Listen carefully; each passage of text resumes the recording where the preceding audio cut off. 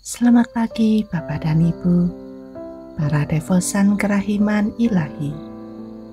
Bacaan hari ini dari buku harian Santa Faustina, nomor 331 sampai dengan 333. Oh, sungguh karunia yang amat besar memiliki seorang pembimbing rohani.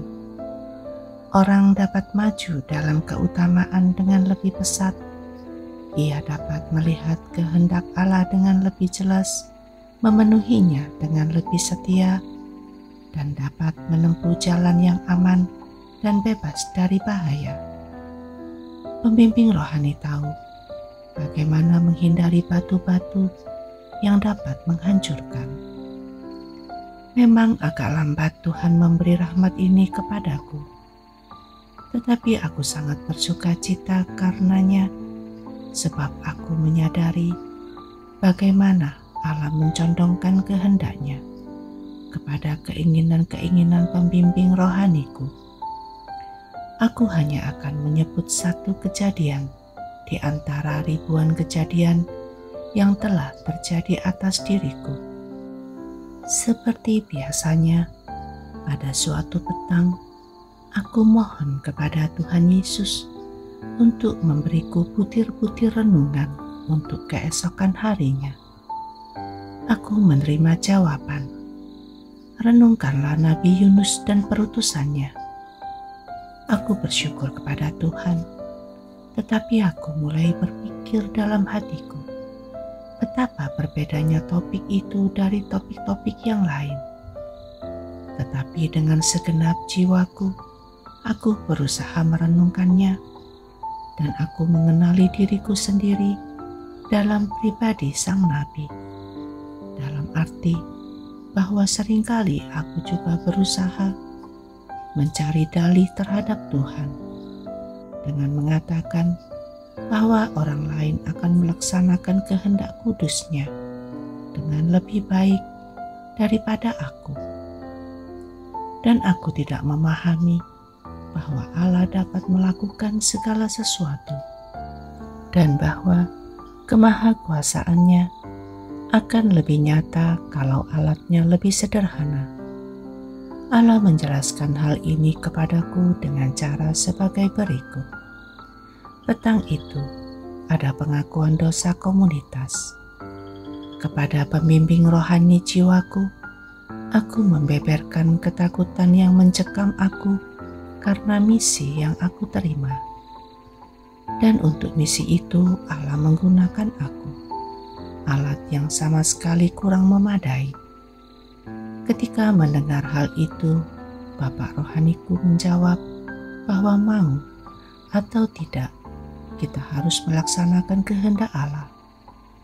Dan imam itu menunjukkan kepadaku Nabi Yunus sebagai contoh. Sesudah pengakuan, aku heran bagaimana Bapak pengakuan itu tahu bahwa Allah telah menyuruh aku bermeditasi mengenai Yunus. Padahal aku sendiri tidak memberitahukan kepadanya. Kemudian aku mendengar suara-suara ini. Apabila imam bertindak sebagai wakilku, ia tidak bertindak dari dirinya sendiri, tapi aku yang bertindak lewat dia. Harapannya adalah harapanku. Kini aku dapat melihat bagaimana Yesus membela wakil-wakilnya. Ia sendiri masuk ke dalam tindakan mereka. Kamis, ketika memulai ibadat jam kudus, aku memendamkan diriku dalam sakratul maut Yesus di Taman Zaitun.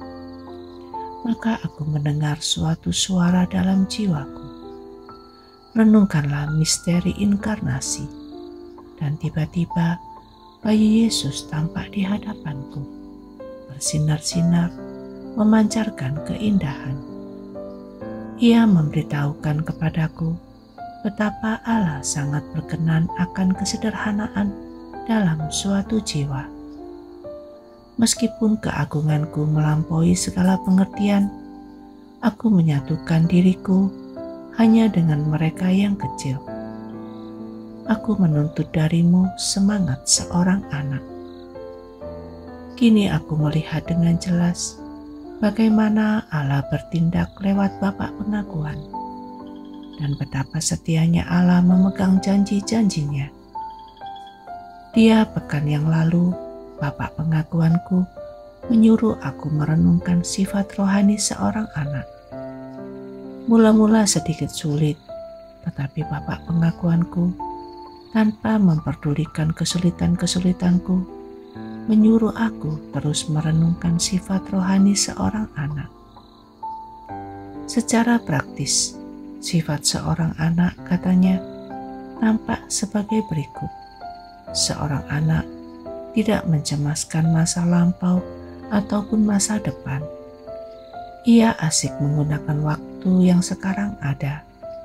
Saya ingin menekankan agar ciri rohani seperti seorang anak ini ada dalam diri suster.